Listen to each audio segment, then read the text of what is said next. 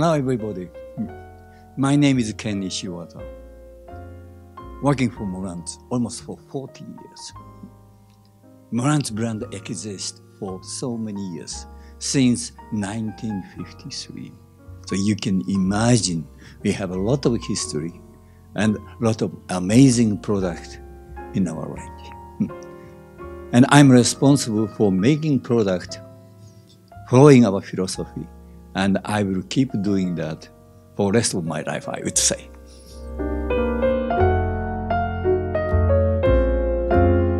So this 10th series is our new reference. Our first reference came out in 1959, Model 7 preamp and Model 9 mono power amp of Solby Marantz. And that combination made amazing music. Then, of course, digital age came. Then in millennium, we had super audio CD.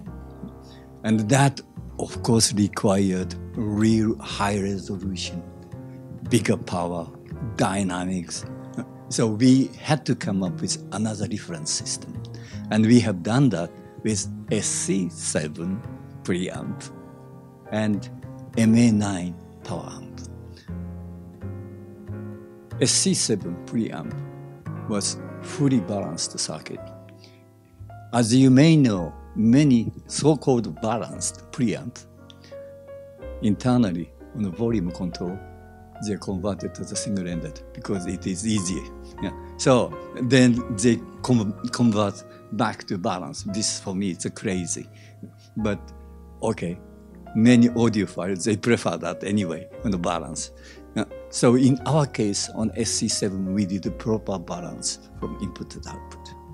But then you look at the speakers, you got only plus and minus on speakers, which is unbalanced, single-ended.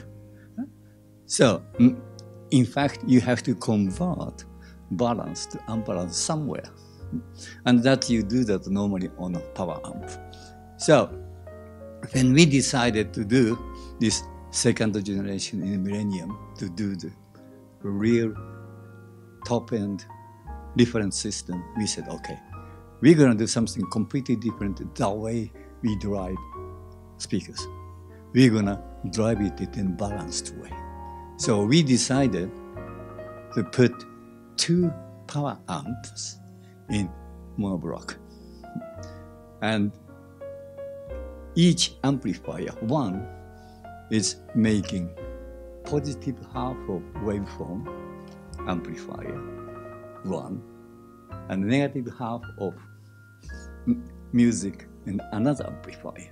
And then you put it together on output connected on the speakers. In such a way, we made fully balanced driving. On top of it, as you know, when you're driving with a single-ended, return from speaker to the amplifier ground. And this is sometimes very high current, because you're driving very hard. So normally ground of amplifier is supposed to be zero impedance, but it isn't, unfortunately. You may have always some impedance. So that means this current is modulating the ground. So it is influencing the sound. With the method which I just explained, we can avoid that as well. So that's what we have done. And on SSCD player, we could use, in that time, last DSD 1-bit DA converter of Philips, 1547, DAC7 we called. So it was amazing, together with the digital filter of our own. So that was our last reference system. But then, when we decided to make new one, people said, we want all that on the top amplifier. We want it in integrated amp. So preamp, two monoblock power amp in one integrated phone, plus phono stage in it. It's a hell of a challenge. And then for SSCD player, they wanted something again revolutionary. So amplifier, what we did was we put 4 power amp, 8 ohm, 200 watt, 4 ohm, 400 watt. So it's double, so very linear. And that we have managed. And moving coil, moving magnet phono stages as well together with proper volume control in the balanced circuitry. SACD player. Of course, we did proper digital filtering, but then D2A converter. As you most probably know, today on the chip manufacturers, technology is all CMOS.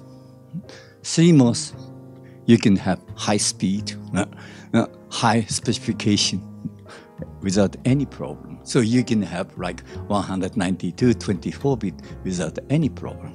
But when you listen to it, that's a different story. They don't sound as nice as old DA converter of the 80s. Because in that time, we had a BIMOS. And today, everything is CMOS. And CMOS, yes, it's a tiny, so low power consumption, which computer guys, they want that. Yeah. But for audio, power consumption, you got to have it at high because we are talking current. That is why DA converter, they do not sound like we wanted for the displayer. So we decided, okay, as we said from the right beginning of Super Audio CD, DSD is not digital, it's analog. Because it's 1 bit and you do sampling of 2.8 meg. So you are following the music spectrum. Yeah? Imagine you increase this 2.8 meg to much higher. And then you get closer and closer to the analog music. Yeah? Then what you got to do is only low pass filter. You don't need the D2A conversion. That exactly we did on this player. So every PCM you feed is converted to DSD 1 bit. But as you know, those so-called high resolution, some are multiplication of 44.1 and some are multiplication of 48, like 192, 24 bit. It's 4 times of 48, which was DAT format. Yeah? So if you make 192, 24 bit, and imagine you have to make a compact disc, which is 44.1, what are you gonna do? Sampling conversion. And you try to make the calculation yourself, it's a hell, impossible. Yeah? So there is an error. So what we got to do, we had to have 2 clock, proper clock. And so we detect which sampling frequency is used on the recording. Then we choose this, either multiplication of 44.1 or 48. And then we have a proper clock. Then 256 times oversampling. And then we make proper DSD. So that's what we have done. And then low pass only. So it's a very unique and very specific CD player. So as I said, amplifier and this CD player, we are very proud of. I think such a development we can do only once in 15 years. That's, and then this pair of speaker, Acoustic. As you most probably know, Acoustic, they always made amazing high quality speaker system for low money. But they decided to come up with a really high class speaker system. Lucky for them, they had development engineering in Germany who does tremendous work on both home and automotive audio industry. And this speaker was designed by that person. And this is amazing speaker, I have to say. Yeah, we are talking about 5,000 euro. From other manufacturers to try to get similar quality, minimum twice, if not 3 times the money you have to pay to get something like this. Yeah, so I'm very fond of these speakers. And then it's a beautiful sound stage I can create out of these speakers. It's something very unique.